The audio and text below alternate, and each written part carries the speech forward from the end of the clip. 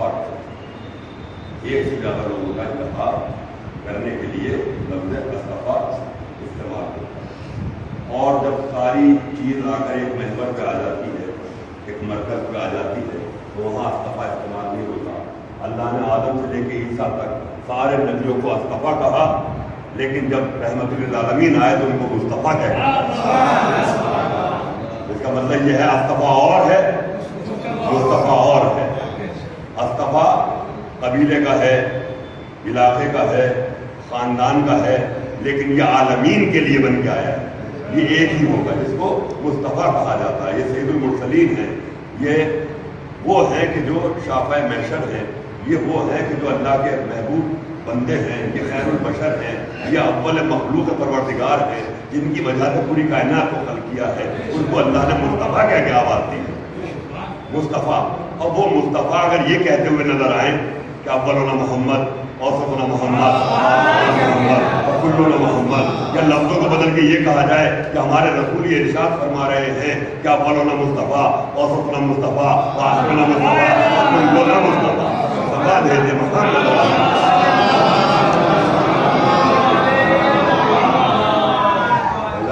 تو اللہ کا رسول ہے اور کلام ہی نہیں کرتے جب تک کہ اللہ کی طرف سے حکم نہ آئے. اس کا مطلب یہ ہے کہ اللہ زبان نہیں رکھتا لیکن ان کی زبان سے بولتا ہے.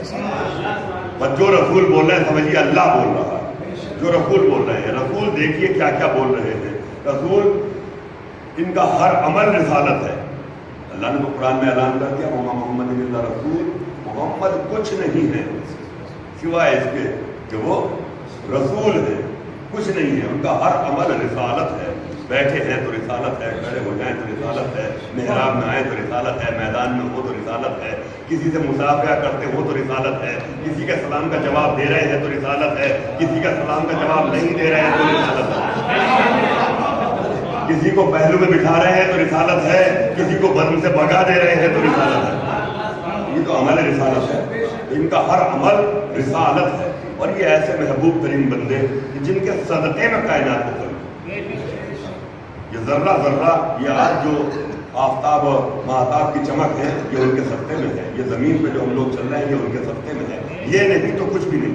لوگ کہتے ہیں کہ صاحب وہ آج تک مسلمان، دیکھیے اصل میں بات یہ ہے نوجوان بچوں تک جو بزرگ بیٹھے ہوئے ہیں یہاں، ہم طالب علم کی حیثیت سے ممبر پہ ہیں صرف سبق سنانے کے لیے آپ لوگوں کے سامنے، اور اصلاح دعاؤں کی گزارش رکھتے ہوئے ممبر پہ آ جاتے ہیں. اور حال لیکن ہم وہ عالم دین جو ان کو کہا جاتا ہے وہ صرف اہل بیت کے علاوہ کوئی نہیں. ہم سب مرتے دم تک طالب علم ہیں اور ابھی ہم قطرے کے برابر تک نہیں پہنچے ہیں.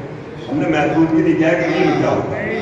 سمجھ رہے ہیں؟ تو یہ تو ہم وہی والی بات ہے کہ جتنا علم آتا گیا اتنے ہم جاہل ہوتے گئے. یہ عجیب و غریب بات ہے. یعنی جب علم آتا ہے تو جہالت بڑھتی ہے، علم آتا ہے تو جہالت بڑھتی ہے. سمجھ رہے ہیں؟ ہم یہاں شکارپور کے لیے، یہ شہر ہمارے لیے جاہل تھے، ہم اس کے لیے ہم جانتے ہی نہیں تھے.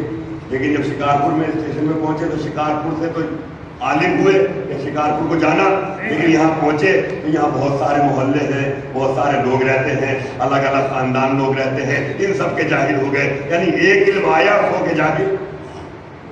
تو ایسے ہی یہ علم ہے، اس کے لیے ہم لوگ نہیں پہنچ سکتے. کیوں؟ کیونکہ اہل بیت کا علم سمندر ہے اور پوری کائنات کا مل کے علم ایک قطرہ ہے.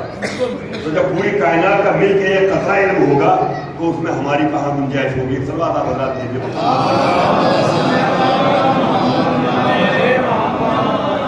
محترم، یہ مخصوص اللہ کی خلقت ہے.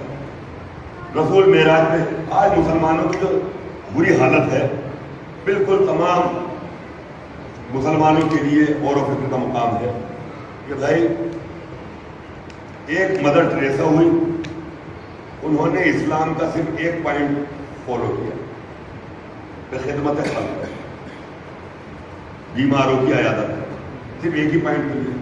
ایک پوائنٹ سے اللہ نے ان کو اتنا بڑا مرتبہ دیا کہ شادی نہیں ہوئی، بچے نہیں ہوئے، لیکن پوری دنیا کا ہر فرد مدر ٹریسا کہہ کے بلا، عزت ملی ایک پوائنٹ فالو کر کے. مہاتما گاندھی نے ایک پوائنٹ فالو کیا، اہنسا کا. اسلام کہتا ہے کہ اہنسا سے جنگ جیتی جاتی ہے. کربلا سامنے ہے تو مہاتما گاندھی راشٹرپتا ہو گئے اور پوری دنیا میں عزت سے ان کا نام لیا جاتا ہے. آپ سوچئے کہ جو غیر ہے انہوں نے ایک ایک پوائنٹ اسلام کا فالو کیا اور ان کا مرتبہ اتنا بلند ہو گیا کہ پوری دنیا میں پہچان ہو گئی. کتنا بدبخت ہو گیا یہ مسلمان کہ سارے پوائنٹ ہونے کے باوجود اس کے بعد ذلیل ہو رہا ہے. سارے پوائنٹ ہمارے پاس ہیں اسلام کے, اس کے بعد ہم, اس کی وجہ کیا ہے؟ اس کی وجہ صرف یہ ہے کہ ہر مذہب نے اپنے رہبر کو اس کی حیثیت سے زیادہ بڑھا کے پیش کیا. ہر مذہب نے اپنے رہبر کو اس کی حیثیت جتنی تھی اس سے بلند کر کے پیش کیا. مسلمان بدبخت اس لیے ہے کہ جو سب سے افضل تھا اس کو نیچے کر کے پیش کیا گیا ہے. اس کی فضیلتوں کو کم کر کے, اس کی عظمتوں کو گھٹا کے پیش کیا گیا ہے. تو جو سب سے افضل کی عظمت گھٹائے گا وہ کیسے عروج پا جائے گا؟ وہ دنیا میں ذلیل ہوتا رہے گا اور پوری کائنات میں ذلیل ہو رہا ہے. صرف اس وجہ اللہ کہہ رہا ہے کہ جس کو طٰہٰ کہہ کے بلا رہا ہے, جس کو یاسین کہہ کے بلا رہا ہے, جس کو مزمل کہہ کے بلا رہا ہے, جس کو مزمل کہہ کے بلا رہا ہے, جس کو مدثر کہہ کے بلا رہا ہے, جس کو اپنا حبیب کہہ کے بلا رہا ہے, جس سے ملاقات کے لیے, جس کے لیے یہ کہا جا رہا ہے حبیب عبادتیں کم کر دو, جس کے لیے یہ حکم آ رہا ہے کہ عبادتیں کم کر دو, لوگوں کے لیے آیتیں نازل ہو رہی ہے کہ میرے رسول کو زیادہ پریشان نہ کرو. سمجھیے اتنی محبت کرنے والا اللہ اپنے حبیب سے, جن کے صدقے میں کائنات کو خلق کیا ہے, جن کے پسینے کے قطرات سے نبیوں کو خلق کیا ہے, یہ ذرہ ذرہ محمد کے صدقے میں ہے. اور یہ مسلمان کہہ رہا ہے کہ معاذ اللہ پڑھے لکھے نہیں تھے, معاذ اللہ ان کو لکھنا پڑھنا نہیں آتا تھا, وہ ہمارے جیسے تھے, وہ ہمارے بڑے بھائی کی طرح تھے. تو اذان محترم جو مرتبے کو گرا دے گا تو کیسے وہ عزت پائے گا؟ ارے ہم سے پوچھئے, کیونکہ یہ بزم حسینی ہے, یہاں پہ آ کے پتا چلے گا کہ رسول کی عظمت کیا ہے. ہم سے سنیے کہ رسول کیا ہے. ایک سوال دیجیے محمد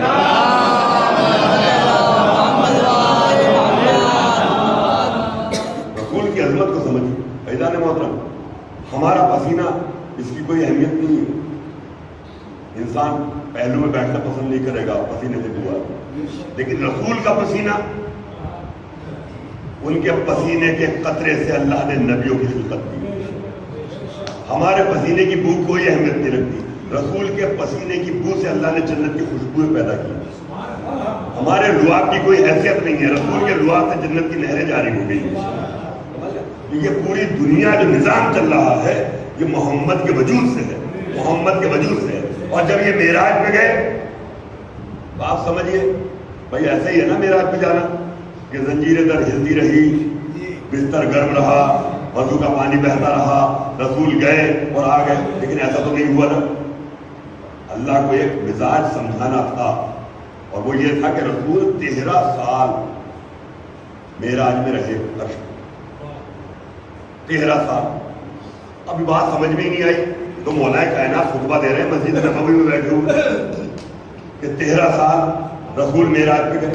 جیسے آپ لوگ بیٹھے ہوئے ایسی مجمع میں ایک شخص چاہنے والا تھا, حضرت علی کا چاہنے والا تھا, لیکن معرفت نہیں تھی, صلاحیت نہیں تھی, خیال کیا خالی, کہا کہ یہ بات علی کی سمجھ میں نہیں ہے.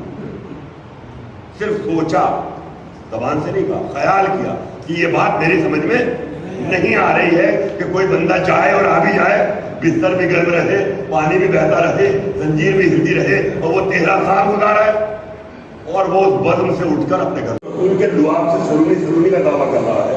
تو لعاب سے افضل تو خون ہے. کہا کہ ابھی تو خون بولا ہی نہیں رسول کا, ابھی تو صرف لعاب بول رہا ہے جس سے پوری دنیا عاجز ہو گئی. اور یہ لواء الحمد لیے مولا کائنات کے رسول مقام محمود پر تشریف فرما ہوئی. کیا کام ہوگا؟ اب امت آئے گی. ایک کام اللہ نے سونپا, یہ ہے شافعِ محشر, یہ شفاعت کریں گے. ہم نے شفاعت کو مطلب غلط لے لیا. شفاعت کا مطلب غلط, شفاعت کا مطلب ہم نے کہا سفارش. سفارش ہمیشہ نااہل کی ہوتی, تو نااہل امت کی کہاں سے شفاعت ہو جائے گی؟ شفاعت تو ماشاء اللہ سے اسکول کالج میں پڑھے ہوئے ہیں. آپ دیکھیے گا کہ جب ہم نے کوئی ایگزام پاس کیا تو اس میں 6 سبجیکٹ ہیں, 5 سبجیکٹ میں ہم پاس ہو گئے, اور ایک سبجیکٹ میں 2-3 نمبر سے فیل ہو گئے. تو اس کو گریس دے کے پاس کر کے گئے. اس کو ہم پروموٹ کر رہے ہیں گریس دے. اس گریس کو شفاعت کہتے ہیں. اس گریس کو شفاعت کہتے ہیں. یعنی تم اپنے عمل کرتے رہو, اگر کچھ عمل میں کمی رہ گئی تو ہم شفاعت کر کے تم کو جنت میں پہنچا دیں. ایسا نہیں کہ آپ بالکل زیرو پہ بیٹھے ہوئے ہیں اور آپ یہ امید رکھیں کہ رسول ہماری شفاعت کرتے ہیں. نہیں، عمل کرتے رہیے، تھوڑے سے کسر رہ جائے گی تب شفاعت ہونے والی ہے. کہ غلط فہمیوں کا شکار نہ رہیے کہ صاحب یہ کر لیا تو بس جنت ہمارے پاس آ گئی. ایسا نہیں ہے کہ کچھ چیزیں ایسی بھی پیش کی گئی ہے نسبتوں سے کہ صاحب بس ایک آنسو بہار جنت واجب، یقیناً جنت واجب ہے. لیکن ادھوری حدیث نہ سنیے، ادھوری حدیث نہ پڑھیے گا. ادھوری حدیث امام فرماتے ہیں کہ مکھی کے پر کی برابر بھی ہمارے جد مظلوم کے غم میں ایک آنسو کسی کا نکلا اس پہ یقیناً جنت واجب ہے. لیکن یہ لیکن کے بعد بہت کم لوگ بتا، لیکن مقصد حسین سمجھتے ہوئے، ورنہ رونے والی تو ہر آنکھ روتی ہے، سب روتے نظر آئے.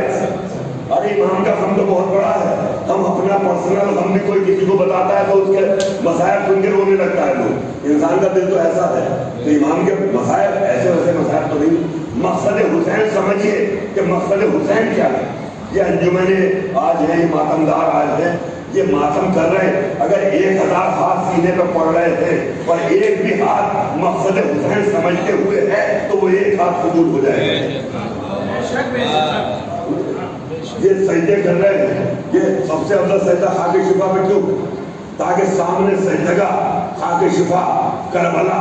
سوچئے کہ یہ امام نے اسی خاک پر آخری سجدہ کیا تھا ایسے عالم میں. تو اب یہ سوچئے کہ جب یہ روحانی کیفیت ہمارے دل میں آ جائے، عشق حسین ہمارے دل میں آ جائے تو ہماری عبادت کا جو مزہ ہوگا وہ لطف اللہ دیکھنا چاہتا ہے اس دن میں.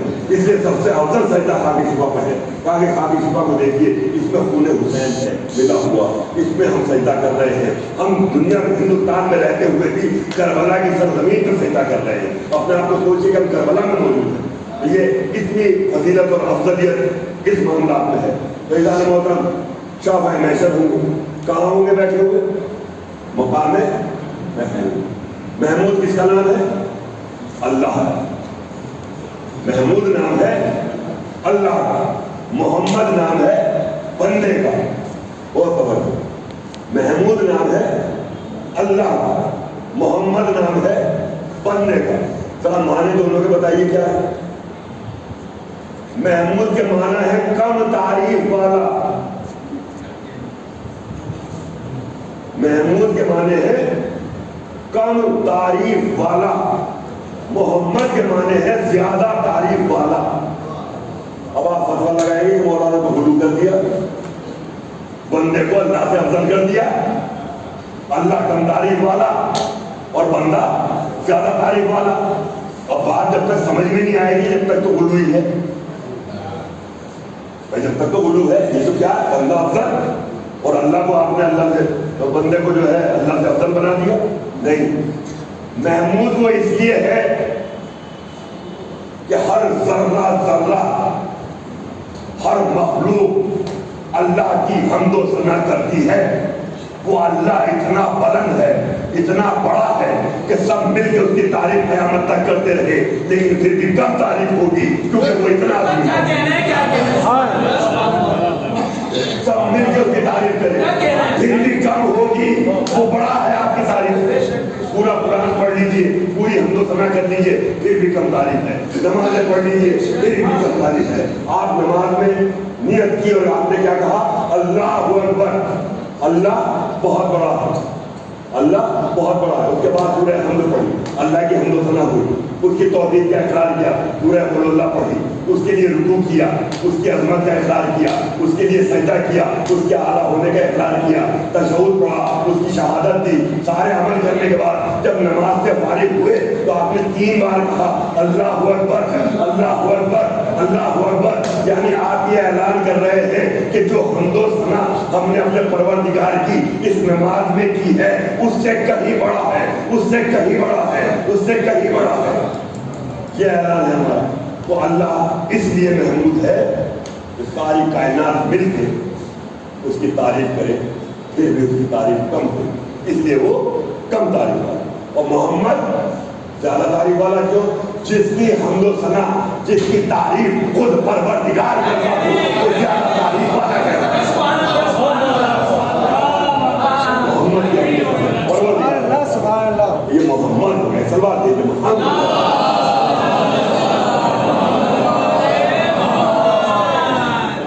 अब जब ये लोगों को पता चला, किसी नबी को अल्लाह ने ये ताकत नहीं दी कि वो क़यामत के दिन किसी को बख्शवाए। ना ऐलान आदम ने किया कि मैं शाफ़े में से, ना नूह ने किया, ना इब्राहिम ने किया, ना मूसा ने किया, ना ईसा ने किया। ये इससे किया गया सैयदुल मुरसलीन रहमतुल लिल आलमीन, ये शाफ़े में से। जब लोगों को पता चला कि शफाअत करेंगे तो मालदार लोग हीरे जवाहरात से पहुंच गए ढेर लगा। रसूल तो कुछ बोलते नहीं, ढेर देखते रहे, गर्दन झुका के बैठे। अब अल्लाह को बुलवाना है, शफाअत चाहते हो ना, कुल ऐ रसूल इन लोगों से कह ला अस्अलुकुम इलैहि, मुझे उजरत में कुछ नहीं चाहिए कि माल दौलत ले जाओ, मुझे कुछ नहीं चाहिए। क्या चाहिए? इल्लल मवद्दता, सिवाय इसके कि दिल कुर्बा से मोहब्बत करो। अब समझ में आया कि शफाअत किसकी होगी? जो दिल कुर्बा से मोहब्बत करता होगा। दौलतमंद कुछ नहीं, कोई मायने, दिल कुर्बा। अब ये दिल कुर्बा कौन है? कोई मसला तो अब यहाँ आया ना। कुरान में तर्जुमा लिख दिया आपने, रसूल के रिश्तेदार। तो अबू लहब कौन था? रिश्तेदार है कि नहीं? बहुत सारे ऐसे लोग मुनाफिक भी और काफिर भी रसूल के रिश्तेदार थे। तो क्या रसूल के रिश्तेदारों से मोहब्बत की जाएगी? आप बताइए, अदल क्या है? इसका मतलब अल्लाह रसूल के रिश्तेदारों से नहीं, फिल कुर्बा। आप कुरान में देखिए, कुर्बा जो लिखा है वो काफ रे बे ये और ये के ऊपर अलिफ है, और रिश्तेदारों वाला जो कुर्बा लिखा जाता है वो काफ रे बे अलिफ, वो भी कुर्बा है। यहाँ पे मामला है मुज़क्कर और मुअन्नस का। इस आयत करीमा में फिल कुर्बा मुअन्नस का सीगा, मुज़क्कर का नहीं, मुअन्नस का सीगा। इसका मतलब कोई खातून है जिसके कराबतदार मवद्दत करने का हुक्म, कराबतदारों से, रिश्तेदारों से, कोई मुअन्नस है, कोई खातून है। अब खातून तलाश करिए, वो खातून कौन? खातून तलाश करिए। भाई हमने देखा कि चादर के अंदर कुछ हस्तियां बैठी हुई, और जितनी हस्तियां हैं सब सरदार। क्या कहना है? सुभान अल्लाह। कोई गैर सरदार को नहीं, सब सरदार। नबी हैं ये नबियों के सरदार, हजरत अली है ये नबियों के सरदार, इमाम हसन इमाम हुसैन जवाना ने जन्नत के सरदार, शहजादी कौन है ये दुनिया की तमाम औरतों की सरदार, यानी सब। और फिर जो फरिश्ता आया वो मलाइका का सरदार, वो पूछ रहा है परवरदिगार चादर के अंदर कौन? अब अल्लाह उस खातून का तारुफ करा रहा है। क्या कहने हैं? एक सवाल भेजे एक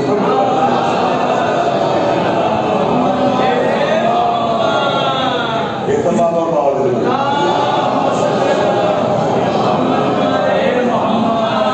अब अल्लाह समझा रहा है कि फिर कुर्बा कौन है? फिर कुर्बा मुअन्नस का सीगा, कोई खातून है उनके कराबतदार है।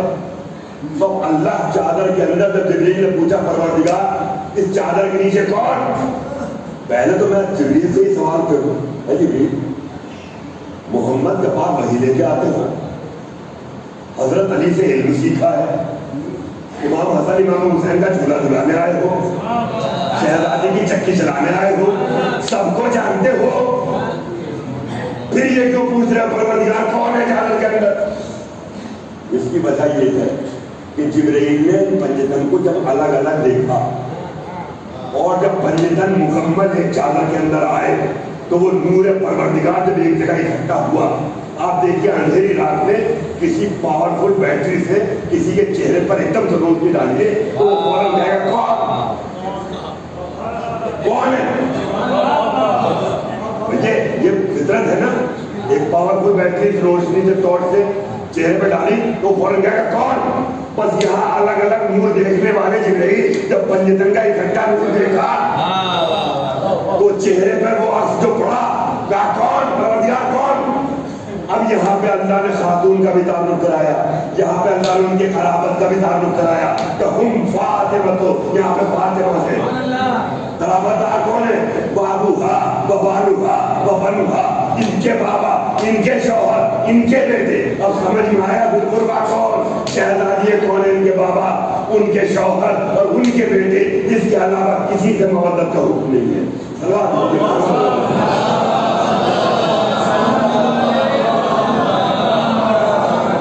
ان سے مودت تھی۔ محبت کے معنی ہم لوگ اصل میں علماء تشریف فرمائے مودت بھی عربی ہے، محبت بھی۔ ہم نے مودت کا ترجمے میں محبت لکھ دیا، جبکہ محبت الگ چیز ہے، مودت الگ چیز۔ محبت کے اپوزیشن میں نفرت آتی ہے۔ محبت کے اپوزیشن میں نفرت آتی ہے۔ مودت کیا ہے؟ نفرت۔ مودت کے معنی سرنڈر کر دینا، بالکل اپنے گردن کو محبت۔ محبت کرنے والے تو بہت ہیں پوری دنیا میں، ہر مذہب و ملت اہل بیت سے محبت کرتا۔ ہم سے خاص چیز چاہیے، ہم سے نہیں ہے، ہم سے کرنا ہے مودت۔ مودت اب مثال ہے، کچھ جانور پانی میں بھی رہتے ہیں اور خشکی میں بھی رہتے ہیں، جیسے مینڈک ہے، کچھوا ہے، یہ خشکی میں بھی زندہ رہ سکتا ہے، پانی مل جائے تو اچھا۔ ایسے ہی اس کا مطلب ان کو پانی سے محبت ہے، محبت نہیں کہ پانی کے بغیر یہ رہ سکتے ہیں۔ لیکن ایک پانی کا جانور ہے مچھلی، وہ پانی کے بغیر زندہ نہیں رہ سکتی، اس کو کہتے ہیں مودت۔ مچھلی کو پانی سے محبت نہیں ہے، مودت ہے، اور مودت کی انتہا یہ ہے اس کے ٹکڑے ٹکڑے کر دیے، اس کا کھانا بنائیے، کھا لیجیے۔ کھانے کے بعد جس نے مچھلی کھائی ہے وہ آپ کو یہ کہتا ہوا نظر آئے گا مجھے پیاس لگ رہی ہے۔ پیاس کیوں؟ تاکہ مچھلی کھائیے۔ مودت اتنی ہے مچھلی کو پانی سے ٹکڑے ٹکڑے ہونے کے بعد، انسان کے شکم میں جانے کے بعد اسی کو آواز دیتی ہے جس سے مودت ہے۔ پانی چاہیے، پانی ہی چاہیے۔ پہلے بیت سے ہماری مودت ایسی ہونی چاہیے کہ ہم ان کے بغیر زندہ نہ رہیں۔ اگر تصور میں زندگی ہے تو مودت نہیں ہے، اگر زندگی ختم ہو رہی ہے اہل بیت کے بغیر تو مودت ہے۔ محبت بٹی ہوئی ہے ہماری، والدین سے محبت ہے، اولادوں سے محبت ہے، بھائیوں سے محبت ہے، دوستوں سے محبت ہے، اور ان میں بھی پیمانہ الگ الگ ہے۔ والدین کی محبت الگ ہے، دوستوں سے محبت الگ ہے، بھائیوں سے محبت الگ ہے، اور اولاد سے محبت الگ ہے۔ اور سارا پیمانہ اگر دیکھا جائے تو انسان کی فطرت کی ہے کہ اپنی اولاد سے زیادہ کسی سے محبت نہیں کرتا۔ سب سے زیادہ محبت اولاد۔ اب اولاد اگر کوئی خواہش کرے تو باپ یہ چاہتا ہے کہ دنیا کی ہر خوشی اپنے اولاد کو قربان کرے، لیکن محبت کے معنی یہ ہے کہ جن کے اوپر دنیا کی ہر شے قربان کرنے کا دل چاہے وہ ہے محبت، اور جن کے اوپر محبتوں کو قربان کرنے کا جذبہ ہے وہ ہے مودت۔ اولاد پہ دنیا کی ہر شے قربان، اور جن کے اوپر اولاد قربان وہ ہے مودت۔ اللہ نے مودت مانگی دی، اور کس کی مودت سکھائے؟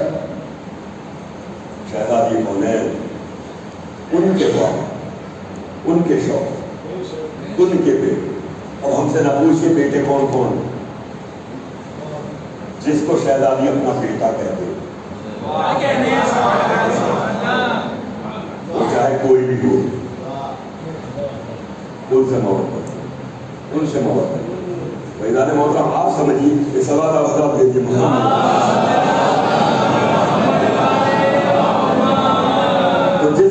میں دیکھیے غدیر ہوئی، غدیر میں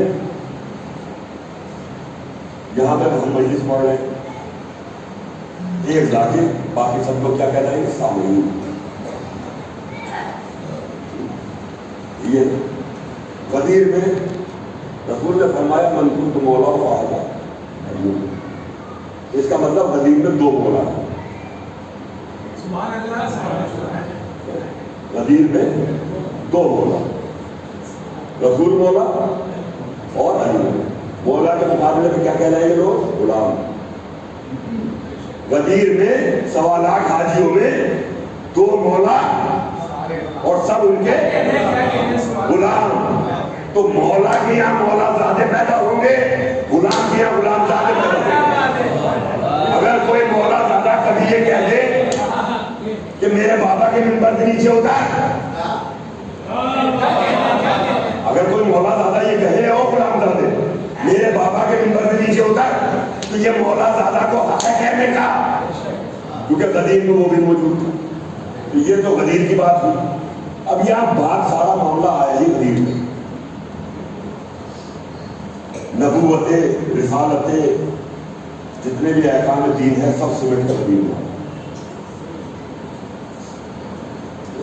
اور یہاں پر اللہ نے اپنے رسول کو اب اتنے لطیف جملوں سے آواز میں حبیب کہہ کے نہیں بلایا، یاسین کہہ کے نہیں بلایا، طٰہٰ کہہ کے نہیں بلایا، اب عہدے سے بات کی، یا ایھا الرسول بلغ، اے رسول پہنچا دیجیے۔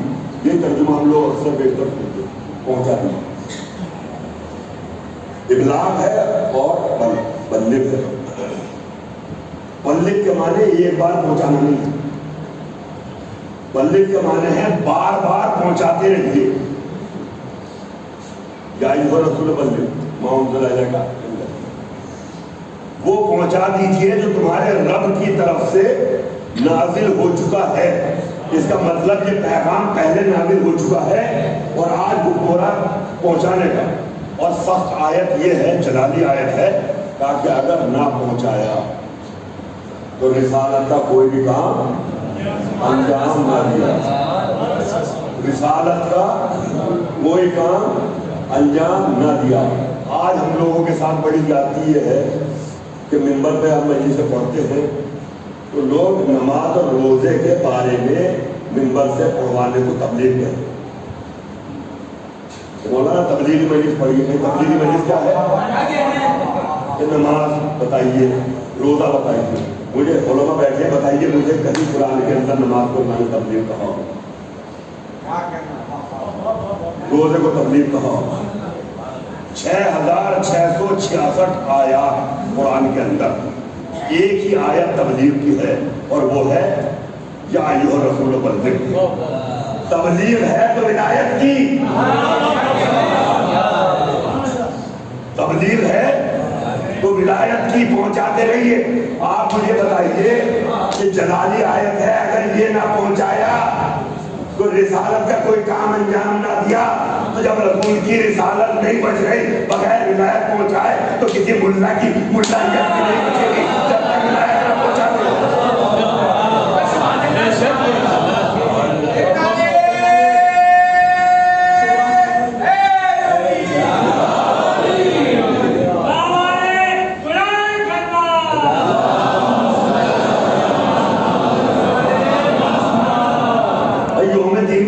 قائل ہے کہ نہیں؟ یہ قیامت کا دن ہوگا، سب کو، آپ کو بھی حساب دینا ہے، ہم کو بھی حساب دینا ہے۔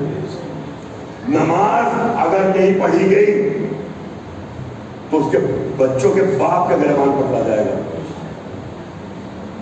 تربیت اولاد میں ہے نماز۔ جب اللہ نے حکم دیا کہ تربیت اپنی اولاد کی ایسے کرو کہ جب 5 برس کا بچہ ہو جائے تو اس کو وضو سکھاؤ، 7 برس کا ہو جائے تو نماز سکھا دو، اس کے بعد اگر وہ نماز نہیں پڑھتا تو سزا دو، مارنے کو نہیں کہا، دھوپ میں بٹھا دو، کھانا نہ دو، یہ باپ کے لیے ہے۔ اگر بچوں نے نماز نہیں پڑھی، آپ کی اولاد بے نمازی ہے، تو گریبان کس کا پکڑا جائے گا؟ باپ کا۔ کیوں نہیں سکھائی؟ اگر مجلس سید الشہداء سے ولایت نہیں پہنچائی تو گریبان مولوی کا پکڑا جائے گا، کیونکہ یہ منبر ولایت کے لیے ہے۔ آپ نے نماز کو تبدیل سمجھا، نماز فریضہ ہے، نماز کے لیے تیار کرو، اور شاید ہم نے رسم بنا لی، بچہ پیدا ہوتے ہی اذان اور اقامت۔ یہ اذان کیوں، یہ اقامت کیوں؟ بھئی اذان میں ہے نا حی علی الصلاۃ، پیدا ہوئے بچے کو دعوت دے رہے ہیں کہ نماز کے لیے آؤ، ہمارے خیر کے لیے آؤ۔ اور اذان بھی ہر کسی سے نہیں دلوائی جاتی، گھر میں جو بزرگ ہوگا، جو قابل ترین شخصیت ہوگی، ہر کسی اہل کہنے سے اذان بھی نہیں دلوائی جاتی۔ اذان بھی ہو گئی، اب اقامت، قد قامت الصلاۃ۔ آغوش مادر میں بچہ ہے جو ابھی اپنی مکھی تک نہیں اڑا سکتا، اس کے کان میں ہم کہہ رہے ہیں نماز کے لیے آمادہ ہو جا، کھڑا ہو جا۔ اور یہ کہتے خالی ہم لوگوں نے تو یہ بات رسم بنا لی، پیدا ہوا اور اذان اور اقامت، جبکہ چھٹے امام شاہ فرماتے ہیں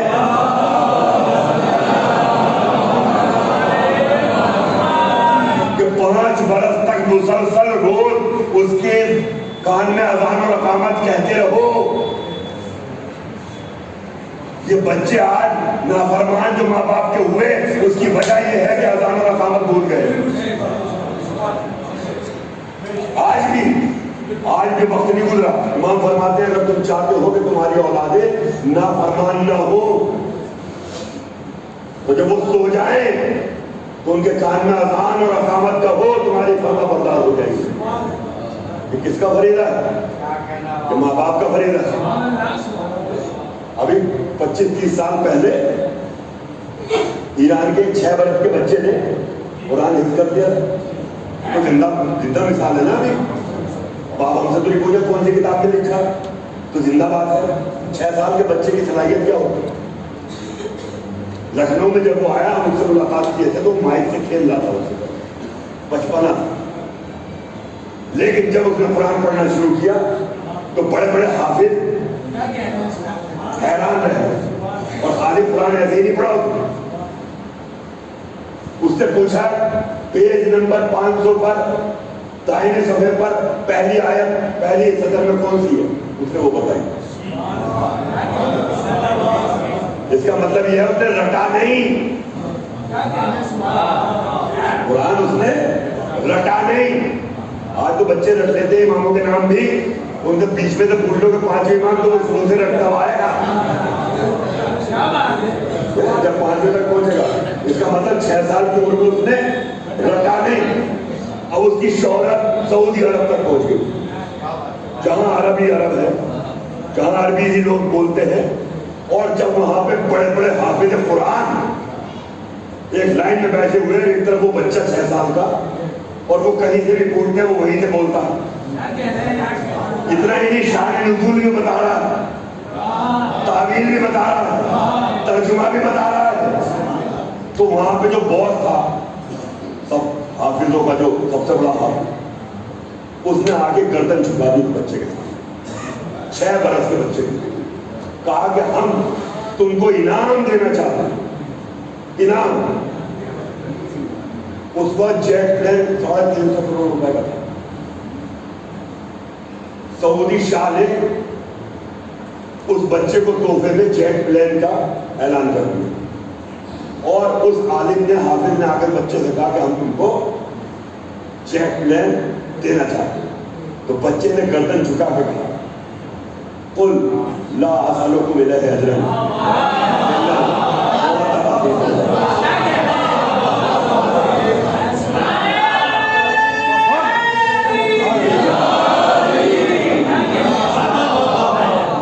مجھے کچھ نہیں چاہیے سوائے اس کے کہ فی القربہ سے مودت کرو۔